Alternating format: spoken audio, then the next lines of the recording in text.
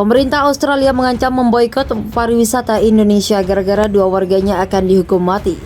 Hubungan Indonesia dan Australia memang naik turun. Ada cerita menarik saat Timor hendak lepas dari Indonesia. Saat itu PBB mengirim The International Force for East Timor.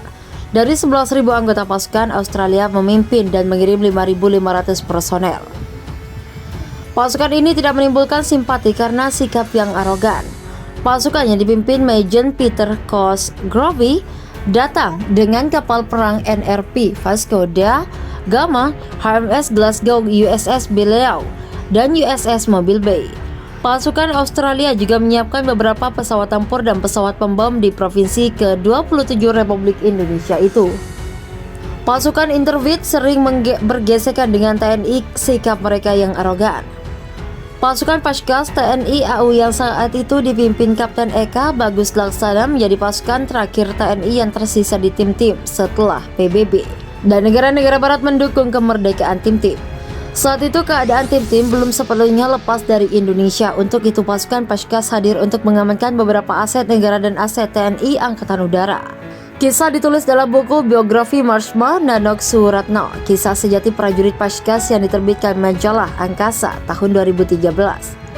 Kedatangan pasukan Intervit menimbulkan problematika tersendiri bagi detasemen Paskas. Pasukan Intervit mengeluarkan aturan akan menembak siapapun yang membawa senjata dengan identitas tidak jelas. Kejadian ini hampir saja menimpa salah satu personel Paskas yang hendak buang air. Dia hanya menggunakan kaos dan membawa senjata. Saat akan kembali ke markas, dia dikejar oleh personel Intervit dengan senjata lengkap. Untung kejadian ini tidak sampai menimbulkan letusan senjata.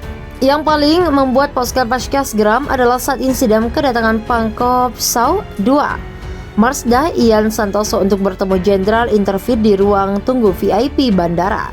Saat itu Panglima yang turun dari pesawat Hercules mendapat ancaman dari pasukan Intervit. Pasukan ini mengarahkan senjata ke depan Marsda Ian. Sontak aksi kurang ajar ini membuat personel Paskas barak. Kapten Eka dan 15 anak buahnya berteriak sambil menahan emosi. "Hei, ini jenderal saya, panglima saya, keamanan di sini tanggung jawab saya," teriak Kapten Eka. Kondisi sangat tegak. Pasukan Paskas dan Intervit saling todong-todongan senjata. Saat itu siapapun bisa lepas kendali, lalu melepaskan tembakan.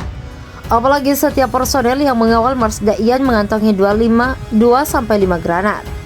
"Panggil Panglima kamu ke sini," bentak Kapten Eka kepada pasukan Intervit. Walau siap bertempur, Kapten Eka mewanti-wanti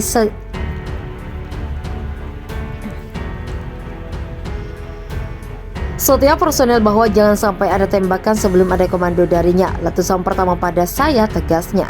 Rencana pengamanan Pangkopsau ini terbilang menegangkan. Paskas kalah jumlah personel dan mereka sepakat menjadikan granat sebagai senjata mematikan jika terjadi kontak senjata. Pasukan Paskas siap bertempur habis-habisan. Saat-saat menegangkan di tim-tim begitu membekas bagi Marsda Ian dan Kapten Eka. Kenangan yang tidak bisa dilupakan, mereka harus berhadapan dengan pasukan Intervit walau kalah jauh, walau kalah jumlah.